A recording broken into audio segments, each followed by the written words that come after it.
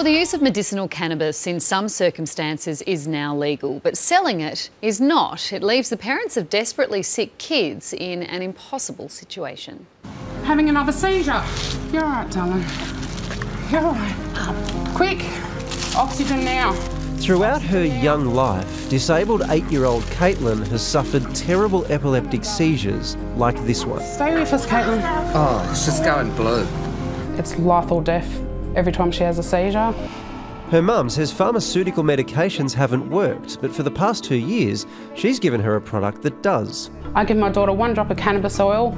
Within half an hour, she's back to her normal self, doing her daily activities, crawling around the house and being her happy self. It's even admitted, it's in her chart. Cannabis liquid. Give directly into mouth when required for seizure rescue med. The problem is, it's illegal. Katrina gets her cannabis oil free of charge from unauthorised Australian manufacturers like Jenny Hallam. I reached out to Katrina, as well as a few other families that I saw who were struggling with health issues. I told them, I don't know if this will help, but here it is, have a go. I don't know why, I don't know how, but it works and it works well. Jenny began making cannabis oil to treat her own chronic pain, but over the past 2.5 years, she says she's provided about 200 people with oil, all free of charge. I'm not doing this because I want to, I'm doing this because I have to, because these people will die without it. While the law allows medical cannabis use for seriously ill patients with a prescription from an authorised doctor, so far it can only be legally obtained from overseas. That means local suppliers like Jenny have been breaking the law. Our task, whilst we are waiting for domestic suppliers to come on board, is for the first time in history to provide an import process which will allow us to have an interim national supply.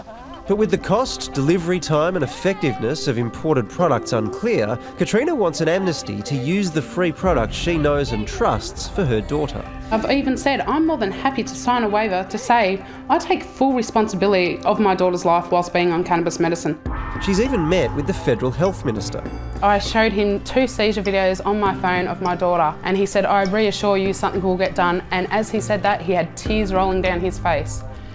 I know he's got a heart. I've seen it in his face. The government should be working with us. We would like them to give an immediate amnesty to all the people who are using it, who need it to use it medicinally.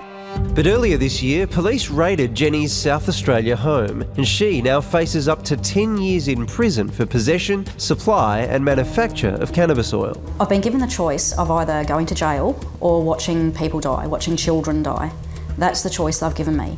Malcolm Turnbull said publicly that people shouldn't use my product, that they should wait for a legal product.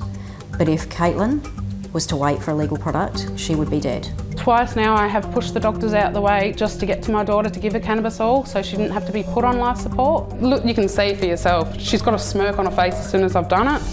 Caitlin uses cannabis oil that's high in THC, the main psychoactive component of the marijuana plant, and the Queensland government says it's not suitable for children. But Katrina says she was told a different story in a secretly recorded meeting with a government official. We're not going to take a product off someone if it's working. See, that's another thing that makes it hard, well, that's what you're doing now, basically. Under federal law, Australian businesses can now apply to produce medical cannabis, but the tight regulatory process means local products are still a way off. And with her daughter's health so precarious, Katrina says she can't afford to wait and hope. I'm at the stage I'm going to have to go get a loan just to go and buy some cannabis, to make cannabis in my kitchen to keep my daughter alive. Imagine that choice. As a parent, I know. And I think when you're in that situation and you see this product do something so amazing for your child, and to see that some people obviously still have this idea of, oh, well, you must be someone that's like a stoner, and they can't separate the two things, the medicine and the drug use. And you see it's having such a huge impact on people's lives and making lives livable that weren't livable before. Something has to be done about it, surely. Indeed. All right.